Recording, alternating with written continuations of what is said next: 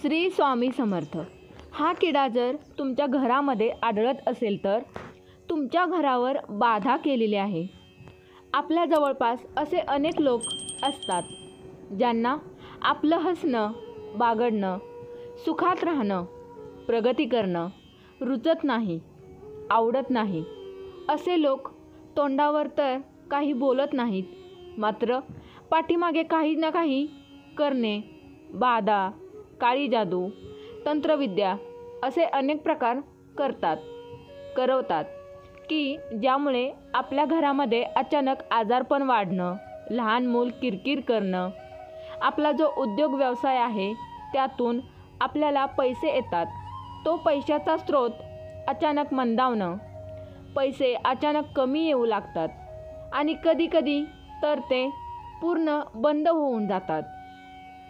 तुम्ही जो काही व्यवसाय करताय त्यातून जो काही पैसा कमवताय तो येणारा पैसा थांबतो. घरामध्ये सतत वादविवाद होऊ लागतात. जे तुम्ही सुखामध्ये अगदी पती पत्नी असेल, आनंदाने एकमेकांसोबत राहत असाल, तुमच्यामध्ये भांडण होऊ लागतात. लहान सहान कारणांमुळे तुम्ही भांडू लागतात. तुमचे घर मोडकळीस येते आणि बर्बाद होऊ लागते. हे सगळे काही अचानक होत नाही. या निसर्गाकडून आपल्याला असे काही संकेत वेळोवेळी मिळत असतात जे सांगतात की आपल्यावर, आपल्या घरावर, घरातील लोकांवर, लहान मुलांवर कुणीतरी काहीतरी बाधा उत्पन्न करत आहे आणि ते संकेत देण्याचा निसर्ग प्रयत्न करतो. आता हे संकेत समजून घ्यायचे की नाही हे आपल्यावरती आहे. त्यातील 2 संकेत आज आपण पाहणार आहोत आणि असे संकेत जर तुम्हाला मिळाले तर, तुम्हाला जाणवत असेल तर हे कोणीतरी काहीतरी केलेलं आहे, तर अशा वेळी सावध व्हा. एक अत्यंत प्रभावशाली उपाय सांगते. हा उपाय अगदी लागली त्या दिवशी जेव्हा तुम्हाला समजेल, अगदी त्याच दिवशी तो उपाय करून टाका. संकेत नंबर 1.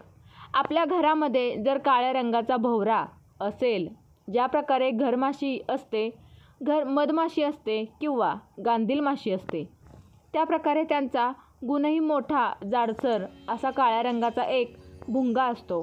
त्याचा रंग चमकदार असतो. थोडासा मोरपंखी दिसणारा काळपट असा हा भोवरा जर आपल्या घरामध्ये असेल, आपल्या घरामध्ये अंगणात नव्हे तर अंगणामध्ये तुम्ही काही झाडे लावली असतील, त्या झाडांवरती बसू दे. आता तुमच्या घरामध्ये जर हा भोवरा येत असेल तर लक्षात ठेवा, भोवरा हा एक असा कीटक आहे ज्या ठिकाणी नकारात्मक ऊर्जा असेल, ज्या ठिकाणी कोणी काही केलेलं असेल, बाधा असेल, निगेटिव्ह एनर्जी असेल, नकारात्मक स्पंदने असतील, त्या ठिकाणी हा भोवरा आकर्षित होत असतो.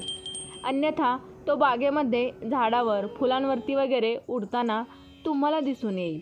मात्र जर एखाद्या घरावरती, एखाद्या व्यक्तीवरती जर काही क्रिया झालेली असेल तर त्या ठिकाणी हा भोवरा 100% जातो. जर तो आपणास आसपास असेल तर त्या व्यक्तीवर बाधा झालेल्या वस्तूकडे तो आपोआप आकर्षित होतो. तुमच्या घरामध्ये जर भोवरा आला तर सावध व्हा.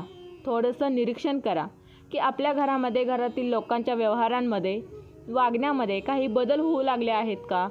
घरामध्ये जी संपत्ती, जे धन येत आहे, त्या धन येण्याच्या स्रोतामध्ये किंवा धन येण्याच्या प्रमाणामध्ये काही कमी तर झालेली नाही ना? मित्रांनो, तुम्हाला 100% दिसून येईल की काही ना काहीतरी बाधा तुमच्या घरामध्ये उत्पन्न होत आहे.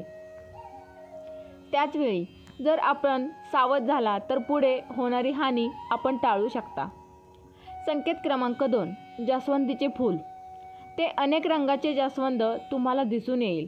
पांढऱ्या रंगाची जी जास्वंद आहे, सफेद रंगाचे जास्वंदाचे रोपटं आपण आपल्या घरामध्ये घेऊन या आणि त्याला आपल्याला घराच्या बाल्कनीमध्ये, अंगणामध्ये, हॉलमध्ये किंवा शक्यतो घराच्या आतमध्ये ठेवा. 24 तास त्याला आपल्या घरामध्ये असू द्या. त्याला पाणी वगैरे द्या. जर हे पांढरे जास्वंदीचे रोपटे 24 तासांच्या आत सुकले, पाणी देऊनसुद्धा, सूर्यप्रकाश मिळूनसुद्धा जर ते सुकले तर लक्षात ठेवा, जास्वंदीचे हे पांढऱ्या रंगाचे रोपटे ज्या वेळी कुठेतरी काहीतरी बाधा उत्पन्न होतात, काहीतरी नकारात्मक शक्ती कुणीतरी आपल्यावरती काही करू लागतं, त्या वास्तूमध्ये हे रोपटे तग धरू शकत नाही. आणि तिसरी गोष्ट, जर एखाद्याने खूप काहीतरी तांत्रिक क्रिया केलेली असेल, की अगदी एखाद्याला जीवनातून उठवण्याचा जर त्याचा प्रयत्न असेल, तर आपल्या घरासमोर असणारी तुळशीकडे जरा पहा.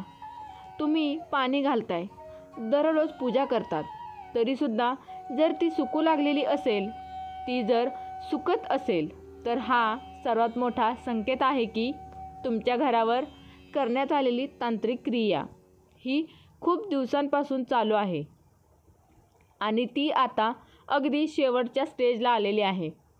खूप मोठे संकट येण्यापूर्वी तुळस आपल्याला हे असे काही संकेत देत असते. आता असं झाल्यानंतर साहजिकच आपण घाबरून जाल.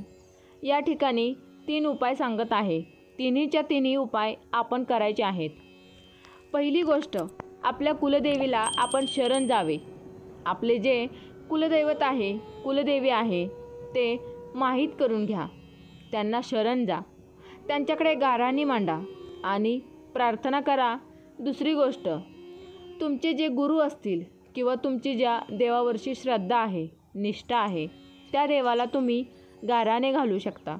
आणि तिसरी गोष्ट, आपण स्वतः हाती करायचे आहे. मार्केटमध्ये तुम्हाला पिवळी मोहरी मिळेल.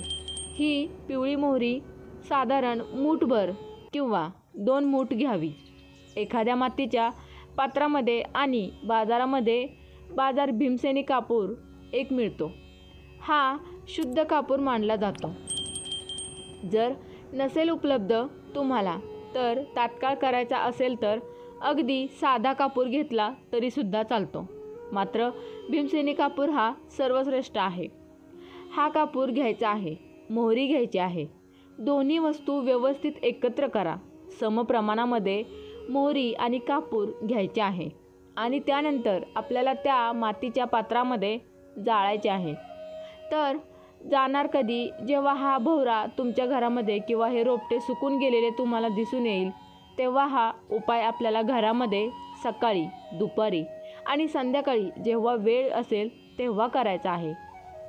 कापूर, मोहरी जाळायच्या. त्यानंतर पेट घेतल्यानंतर ती ज्वाला जी आहे ती भिजवायची, जेणेकरून त्यातून धूर बाहेर पडेल. आणि हा धूर आपल्या संपूर्ण घरामध्ये, संपूर्ण प्रत्येक कोण्याकोपऱ्यामध्ये, स्टोरेज रूममध्ये आहे, तिथेसुद्धा आपल्या घरात टॉयलेट, बाथरूम आहे, घरातला प्रत्येक कोपरा कुठे काय कोणी काय करून ठेवलेले असेल तर काही सांगता येत नाही. म्हणून लोक पाण्याच्या माध्यमातून, अगदी कशाच्याही माध्यमातून या प्रकारच्या तांत्रिक क्रिया करतात. म्हणून एकही कोपरा न सोडता संपूर्ण घरामध्ये, बाल्कनी असेल तर बाल्कनीमध्ये हा धूर आपण फिरवायचा आहे. हा उपाय भोवरा येतात ते माफ करा, रोपटं सुकलं होतं तेव्हाही करा आणि येणारे प्रत्येक अमावस्येला हा उपाय रिपीट करा. जोपर्यंत तुम्हाला वाटत नाही की तुमचं घर हे पूर्वीप्रमाणे सुखी, संपन्न, समाधानी बनलेलं आहे, पैसा पूर्वीप्रमाणे येऊ लागलेला आहे, तोपर्यंत दर अमावस्येला हा उपाय नाही आपण रिपीट करत राहा. हे जळणारे आपल्याला आपल्या आसपासच असतात.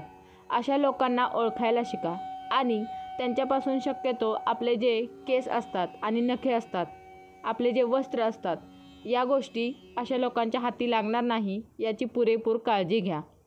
तर मित्रमैत्रिणींनो, ही माहिती तुम्हाला कशी वाटली हे आम्हाला कमेंट करून नक्की कळवा. श्री स्वामी समर्थ. जय जय स्वामी समर्थ. व्हिडिओला लाईक करा, जास्तीत जास्त शेअर करा आणि हो, श्री स्वामी समर्थ चॅनलवर नवीन असाल तर चॅनलला सबस्क्राईब करा. धन्यवाद.